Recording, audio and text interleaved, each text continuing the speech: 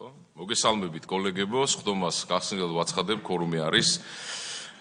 კომიტეტის დღის წესრიგით წარმოდგენილი არის ერთი საკითხი განსახილველად, რომელიც გახლავთ შემდეგი, ეს არის საავტორო და მომიჯნავე უფლებების შესახებ საქართველოს კანონში ცვლილების შეტანის თაობაზე, მესამე მოსმენა, მომხსენებლად გახლავთ მთავრობის საპარლამენტო მდივანი, ბატონი ვახტანგ ბაჩიაშვილი, მოგესალმებით ბატონო ვახტანგ და გთხოვთ. მოგესალმებით, როგორც მოგეხსენებათ, აღნიშნული ინიციატივა შეეხება ინტერნეტ სივრცეში საავტორო და მომიჯნავე უფლებების დაცვის მექანიზმების ეფექტური აღსრულების მექანიზმის შექმნას და მესამე მოსმენის ფარგლებში გვაქვს წარმოდგენილი რედაქციულად და სტილისტურად გადამუშავებული პროექტი, ყველა იმ იდეით, რომელიც მეორე და პირველი მოსმენის დროს იყო, არაფერი ცვლილება არ არის, ამ ცვლილებებსაც ვიზიარებთ და გთხოვთ მხარდაჭერას. კი ბატონო, გასაგებია, კითხვები ხომ არ არის, ან მოსაზრება ხომ არ არის, თუ არ არის, მაშინ ჩვენ შეგვიძლია, რომ წარმოდგენილ კანონ პროექტს მესამე მოსმენით უყაროთ კენჭი. გთხოვთ. შესაბამისად, კომიტეტმა მიიღო გადაწყვეტილება და საავტორო და მომიჯნავე უფლებების შესახებ საქართველოს კანონში ცვლილებების შეტანას მესამე მოსმენით ხარი დაუჭირა, გადაწყვეტილება მიღებულია და ეხლა გაკეთებთ კომენტარს? კი ბატონო. კი ბატონო, მაშინ სანამ სტომას დავხურავ, გთხოვთ ჩემს კოლეგას ბატონ გიორგის. მოგესალმებით, მინდა ერთი სასიამოვნო ინფორმაცია მოგაწოდოთ ბატონ გიორგის თქვენ როგორც კომიტეტის ხელმძღვანელს და ასევე ჩვენს კოლეგებს, როგორც კომიტეტის წევრებს.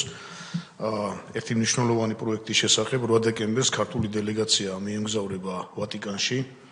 მინდა გითხრათ, რომ რამდენიმე წლის წინ რუსთაველის ეროვნულმა სამეცნიერო ფონდმა დააფინანსა კვლევითი პროექტი, სამწლიანი კვლევითი პროექტი, რომელიც უკვე უახლოვდება დასასრულს, უკვე ორტომიანი ნაშრომი მზად არის და ძალიან მალე აიტვირთება რუსთაველის ეროვნული სამეცნიერო ფონდის ვებგვერდზე და გარდა ამისა, მინდა გითხრათ, რომ ვატიკანის პროპაგანდა ფიდეს არქივში დაცული ქართული ხელნაწერები იყო ძალიან დიდი საფრთხის წინაშე. პრაქტიკულად ნადგურდებოდა უკვე, იმიტომ რომ სიძველის გარკვეული დროის ფაქტორიდან გამომდინარე და თამას ბექაიას ფონდმა, ასეთი ბიზნესმენია, რომელმაც იტვირთა თავის თავზე ამ ქართული ხელნაწერების გადარჩენის ამბავი და მოკლედ დაიწყო ქართული ხელნაწერების რესტავრაციის პროცესი.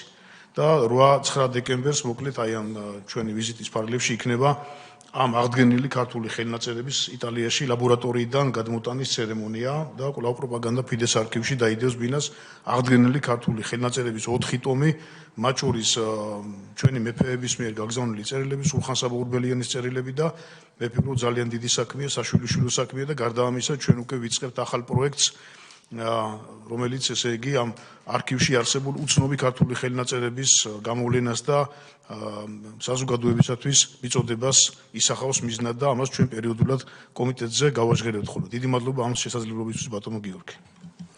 დიდი მადლობა, მართლაც ძალიან მნიშვნელოვანი ფაქტია და მოსალოცი ამბავია. ასევე ვისარგებლებ შემთხვევით, რახან ვატიკანს შეეხეთ და მე რამდენიმე დღის წინ დავბრუნდი იტალიიდან, სადაც რომში და ფლორენციაში ჩატარდა ძალიან მაგარი კონცერტები სამების გუნდმა, კამერულმა გუნდმა, ასევე გორის ქალთა გუნდმა.